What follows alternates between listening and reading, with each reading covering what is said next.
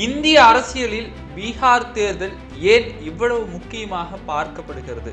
பீகார் தேர்தலை ஒட்டிதான் இந்தியாவில் பாஜகவுடைய ஆட்சி நிலைக்குமா நிலைக்காதா அப்படிங்கிற கருத்து கணிப்பெல்லாம் பீகார் தேர்தலை ஒட்டிதான் வைக்க முடியும். இது மட்டும் இல்லாம இறுதியாக ஓட்டர்ஸ் கருத்து கணிப்புகளை வெளியிட்டிருக்கிறார்கள். யார் அந்த முதலமைச்சர் வேட்பாளருக்கு தகுதியானவர்கள்? இது மட்டும் இல்லாம இந்தியாவில் இருக்கக்கூடிய எதிர்கட்சிகள் எல்லாம் ஒற்றுமையாகத்தான் இருக்கிறார்களா? எந்தெந்த மாநிலங்களில் பாஜகவை எதிர்க்கிறார்கள்? இது சார்ந்த முழு விபரத்தை தான் இன்னைக்கு வீடியோல பார்க்க இருக்கிறோம். வாங்க வீடியோக்குள்ள போலாம்.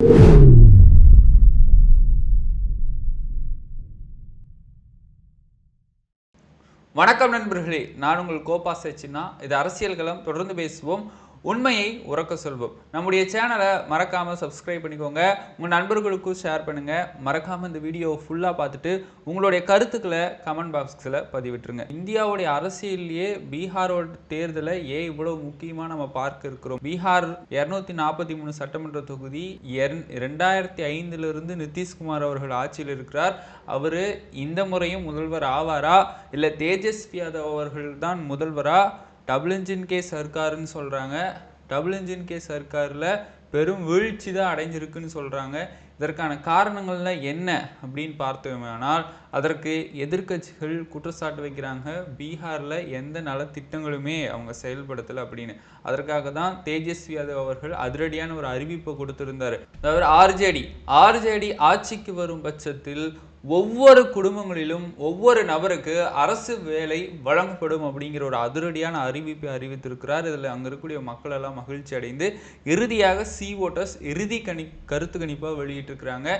யார் அந்த முதலமைச்சர் வேட்பாளர் அப்படின்னு பார்க்கறதுக்கு முன்னாடி எதிர்கட்சிகள் என்ன குற்றச்சாட்டி இருக்கிறாங்கன்னா, இந்தியாவில் இருக்கக்கூடிய இன்ஸ்டிடியூஷன்ஸ் பாடி அத்தனையும் பாஜக கைப்பற்றி வைத்திருக்கிறாங்க.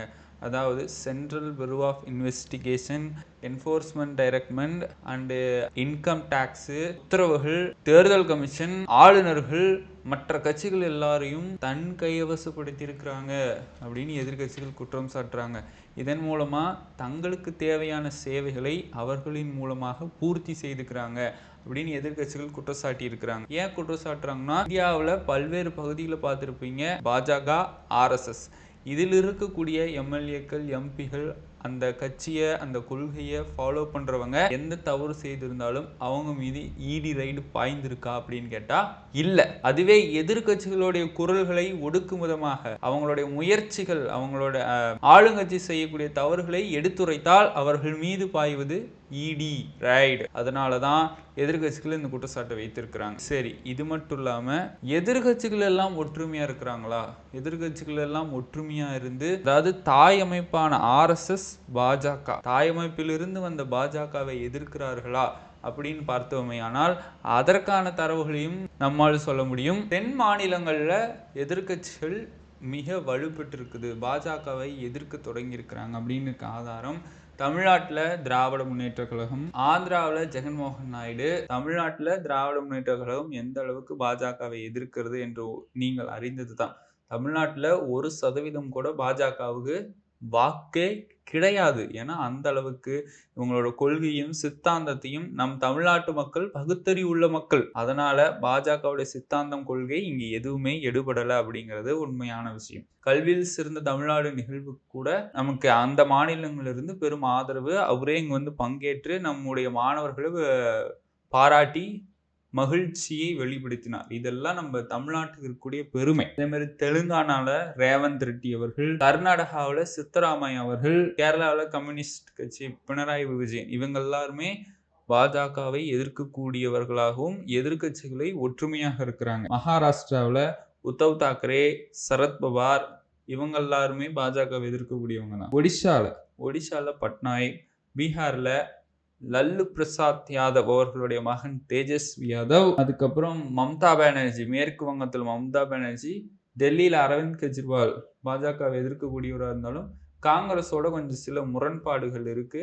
இருந்தாலும் காங்கிரஸோட இணையாமல் இருப்பதே நல்லதுன்னு மக்கள் எல்லாம் தங்களுடைய கருத்துக்களை தெரிவிக்கிறாங்க. அடுத்து பஞ்சாப்ல காங்கிரஸ், ஹிமாச்சல் பிரதேஷ், மத்திய பிரதேஷ், ராஜஸ்தான், ஜார்க்கண்ட், இதில் எல்லாமே உத்தராஞ்சல், இவங்க எல்லாருமே ஒற்றுமையாகத்தான் இருக்கிறார்கள். எதிர்கட்சிகள் வலுவாகத்தான் இருக்கு. வலுவா இருக்கிறதுனால தான் பாஜகவை எதிர்த்து குரல் கொடுக்குறாங்க அப்படிங்கிறது தகவல். ஆனா எல்லாத்தையும் ஒற்றுமையாக இணைப்பது யார் அப்படின்னு பார்த்தோம்னா அது காங்கிரஸ். ஆனா காங்கிரஸ் பக்கா பிளான் போட்டு ஒரு ஃபார்மேட்டை மட்டும் இந்தியா முழுவதும் கரெக்டா ஒர்க் பண்ணாங்கன்னா நிச்சயமாக இந்தியாவுடைய பிரதமர் ராகுல் காந்தி தான் அப்படிங்கிறது ஒரு உண்மைத்தன்மை 100% உண்மையாக இருக்கும். ஏன்னா இப்போ ஓட்சோர் அப்படிங்கிற விவகாரத்தை கையில எடுத்ததால் மட்டுமே இதுதான் மக்கள் ஏற்கனவே பாஜகவை நோக்கி சென்றவர்கள். ராகுல் காந்தி என்னைக்கு ஓட்சோர் விவகாரத்தை எடுத்தாரோ பாஜகவிலிருந்து பின்னோக்கி வந்து ராகுல் காந்தியை பார்த்து முன்னோக்கி செல்றாங்க. அந்த அளவுக்கு ராகுல் காந்திக்கு ஆதரவு கூடி இருக்கிறது. இப்ப பீகார் தேர்தலுக்கு வருவோம். பீகார் தேர்தலில் ஓட்டர்ஸ் கருத்து கணிப்பு இறுதியாக எடுத்து வெளியிட்டு இருக்கிறாங்க. அதுல மேலும் மேலும் தேஜஸ்வி யாதவ் அவர்களுக்கு தான் சதவீதம் அதிகமாயிட்டு போகுது. நிதிஷ்குமார் அவர்களுக்கு சதவீதம் அப்படியே குறைந்துகிட்டே வருதுன்னு சொல்றாங்க. ஆர்ஜேடி காங்கிரஸ் கூட்டணியினான கட்சி ஆட்சி அமைப்பதற்கு 38% ஆதரவை கொடுத்திருக்கிறார்கள். ஆனால் பாஜக ஜேடியு என்டிஏ கூட்டணி மீண்டும் பீகாரில் ஆட்சி அமைப்பதற்கு வெறுமனே 34.4%. 4.4% டிஃபரன்ஸ் இருந்தாலுமே இது 40லிருந்து 50 தொகுதிகளில் பெரிய மாற்றத்தை ஏற்படுத்தும்னு சொல்றாங்க. அதுவே தனியா சிஎம் வேட்பாளராக முதல்வர் வேட்பாளராக இருக்கக்கூடிய நபர்ல தேஜஸ்வி யாதவ் அவர்கள் தான் முன்னிலையில் இருக்கிறார். 36.2% தேஜஸ்வி யாதவ் அவர்களுக்கு கருத்து கணிப்புகள் வந்திருக்கு. பிரசாந்த் கிஷோருக்கு 23.2%, நிதிஷ்குமாருக்கு வெறுமனே 15.9% தான் அங்க இருக்கக்கூடிய மக்கள் தங்களுடைய ஆதரவை கொடுத்திருக்காங்க. சிராக் பாஸ்வானுக்கு 8.8%. அதாவது முதல்வர் வேட்பாளர் ஆகுவதற்கு தேஜஸ்வி யாதவ் அவர்கள் தான் சரியானவர். லல்லு பிரசாத் யாதவ் தொடர்ந்து அவங்களுடைய மகன் தேஜஸ்வி யாதவ் அவர்கள் தான் பீகாரை அடுத்து ஆள வேண்டும். அங்க இருக்கக்கூடிய மக்கள் எல்லாம் விரும்பக்கூடிய தலைவராகவும் தேஜஸ்வி யாதவ் அவர்கள் தான் இருக்காரு. ஆனா நிதிஷ்குமார் 2005 ஆட்சி செய்து வந்த தற்பொழுதும் ஆண்டு கொண்டிருக்கக்கூடிய நபருக்கு இப்படியே வாக்கு சதவீதம் எல்லாம் குறைந்து விட்டது. காரணம் இஸ்லாமியர்களுடைய வெறுப்பு, கிறிஸ்தவர்களுடைய வெறுப்பு. அங்க இருக்கக்கூடிய இந்துக்கள் எல்லாம் இப்ப கிறிஸ்தவர்களாக மாறுனது. இது மதத்தை வைத்து அரசியல் நடத்தக்கூடிய RSS தாயமைப்பு, பாஜகவுக்கு தாயமைப்பு. ஆனா இவங்க மதத்தை மட்டுமே இந்தியாவுடைய கான்ஸ்டிடியூஷன்ஸ் எல்லாமே ஃபாலோ பண்ணணும், இந்தியாவை இந்துத்துவ நாடா மாற்றணும்னு நினைக்கிறார்கள். ஆனால் அது எடுபடவில்லை. ஏனென்றால் மக்களுக்கு பகுத்தறிவு வந்துவிட்டது. எது சரி எது தவறு. இதற்காகத்தான் அங்க இருக்கக்கூடிய பீகார்ல இருக்கக்கூடிய மக்களை கல்வி கற்காமலே வைத்திருக்கிறாங்க. ஒண்ணு வேலைக்கு அனுப்பிட்டுறது. பொருளாதாரத்துல முன்னேற்றம் வேணும்னா நம்முடைய மூளையை முன்னேற்ற வேண்டும், ஷார்ப்பாக பயன்படுத்த வேண்டும், அதற்கு கல்வியை கற்க வேண்டும். தரமான கல்வியை அங்க கொடுக்கிறார்களா அப்படின்னு பார்த்தோமேனால் அதெல்லாம் கேள்விக்குறியாக இருக்கு.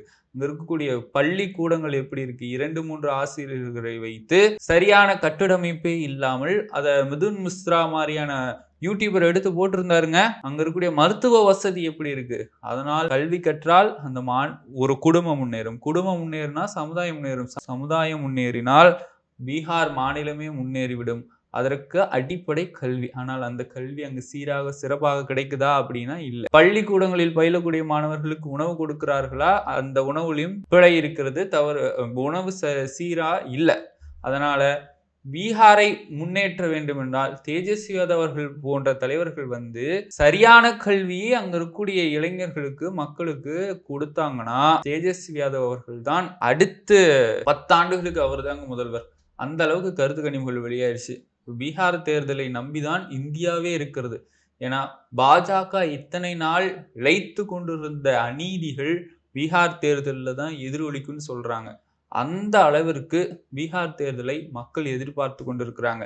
நவம்பர் 6 முதல் கட்டம், நவம்பர் 11 2ஆம் கட்டம், நவம்பர் 14 வாக்கு எண்ணிக்கை. அந்த வாக்கு எண்ணிக்கையாகத்தான் மக்கள் காத்து கொண்டிருக்கிறார்கள். தொடர்ந்து இந்தியாவில் இருக்கக்கூடிய மக்கள் எல்லாமே பீகார் தேர்தலை வாட்ச் பண்ண ஆரம்பிங்க. ஆரம்பித்த பிறகு இந்தியாவோட இளைஞர்கள் எல்லாமே அரசியலுக்கு வரணும்னு எல்லாராலையும் எதிர்பார்க்கப்படுகிறது. ஏன்னா ஒரு இளைஞனால தான் அந்த தலைமுறைக்கு ஏத்த மாதிரி திங்க் பண்ண முடியும். அந்த அளவிற்கு புத்தகங்களையும் வாசிக்க வேண்டும். அந்த அளவிற்கு மக்களுக்கும் எடுத்து கூற வேண்டும். இந்தியாவோட இளைஞர்கள் எல்லாம் ஒன்று திரளுங்கள்.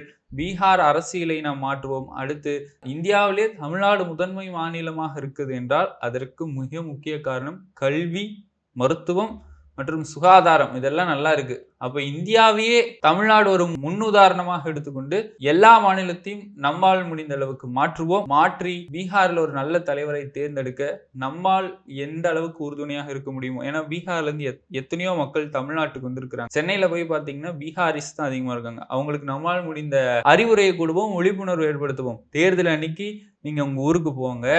ஊருக்கு போயிட்டு ஒரு நாள்ல இருந்து அந்த தேர்தலை சந்திங்க. ஒரு நல்ல தலைவரை தேர்ந்தெடுங்க. இல்லைன்னா உங்க வாக்குகள் எல்லாம் நீக்கிடுவாங்க. ஏற்கனவே நீக்கிட்டாங்க. நீங்க எல்லாம் வந்தேரிகள்னு சொல்லிட்டு, புலம்பெயர்ந்தவர்கள்னு சொல்லிட்டு வாக்குகள் எல்லாம் நீக்கிட்டாங்க.